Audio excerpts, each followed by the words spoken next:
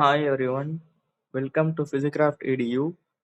இன்னைக்கு நம்ம என்ன டாபிக் பார்க்க போறோம்னா டிஸ்டன்ஸ் அண்ட் டிஸ்பிளேஸ்மெண்ட். ஓகேவா? டிஸ்டன்ஸ்னா என்ன? இப்போ ஒரு பையன் ஸ்கூலுக்கு போறான்னு வச்சுக்கோங்க. ஓகேவா? அவன் வீட்ல இருந்து கிளம்பி அவன் டைரக்டா ஸ்கூலுக்கு போக மாட்டான். அப்படி இருந்தாலும் அவன் ஃப்ரெண்டு போய் கூப்பிட்டு இவனை கூப்பிட்டு சுத்திட்டு போற பேர் வந்து டிஸ்டன்ஸ். டிஸ்பிளேஸ்மெண்ட், அதே பையன் இப்போ ஸ்கூலுக்கு வந்து ப்ரேயர் டைம் வந்து 9:15 வச்சுக்கோங்க. இவன் வந்து 9:10 கிளம்புறான் வீட்ல இருந்து.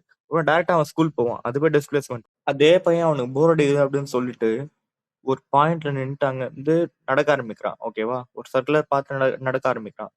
நடந்த பிறகு அவன் அதே பாயிண்ட் வந்து ரீச் பண்ணுவான்.